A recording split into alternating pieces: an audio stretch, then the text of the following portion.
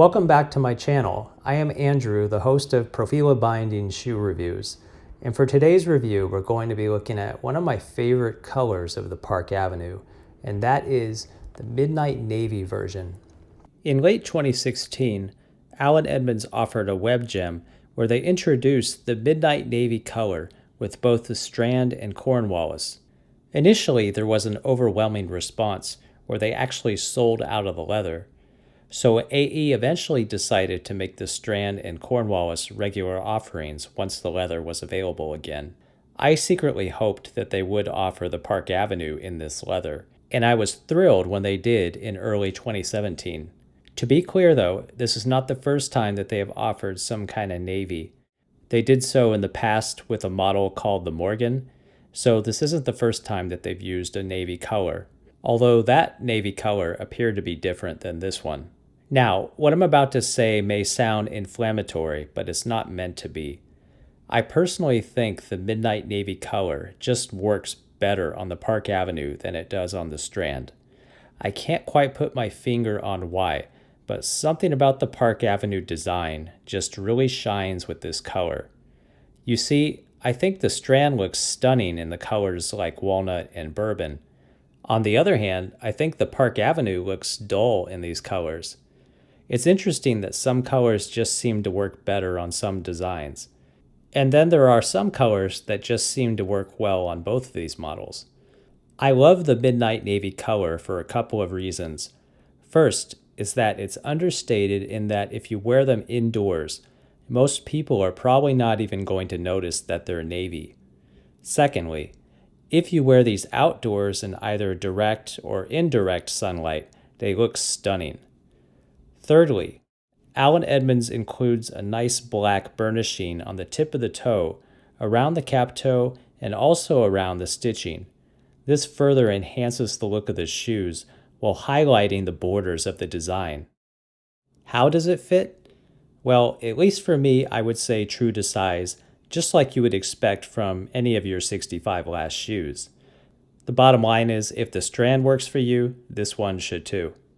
What Allen Edmonds' website states is that the 65 last is best for those with high arches. But what does this mean exactly?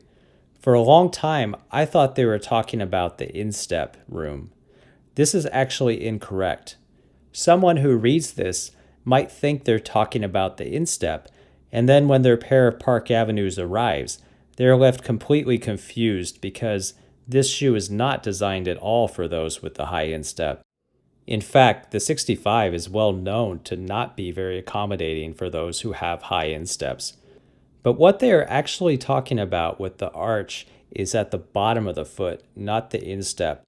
For those that do not have flat feet and have a high arch in the bottom, those are the people who may benefit from the 65 last. However, I should point out that I am almost flat-footed, but not completely, and I find the 65 works extremely well for me. So don't be completely discouraged if you have flat feet or almost flat feet. Definitely give it a try and see if it works for you. I like these so much in fact that I picked up a second pair recently on clearance. Allen Edmonds was basically paying me to have these. They were so cheap. Nothing like the smell of a fresh new Allen Edmonds shoe. Oh, what? You expect me to believe that you've never smelled your leather shoes when they were new? I don't buy that. So, what are the negatives of this shoe? Well, I would say there are a couple of minor ones to consider.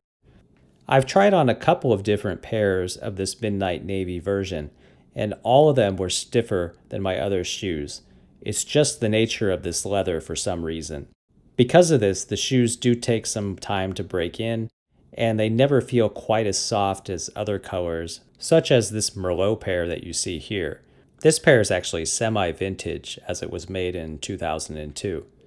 But to be clear, it's not horribly uncomfortable, but just maybe not what you're used to.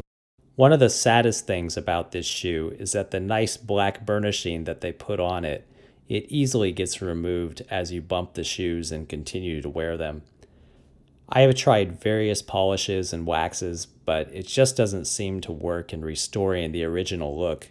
Something about this leather just makes it really difficult to restore that black burnishing, or perhaps I'm just not doing it right. Another thing to be aware of is that the creases will be much more obvious. You can see here these white creases are very noticeable. However, if you just use a little bit of conditioner on these crease areas, it can help greatly hide them. How I usually wear this color is similar to how I wear olive, usually grays.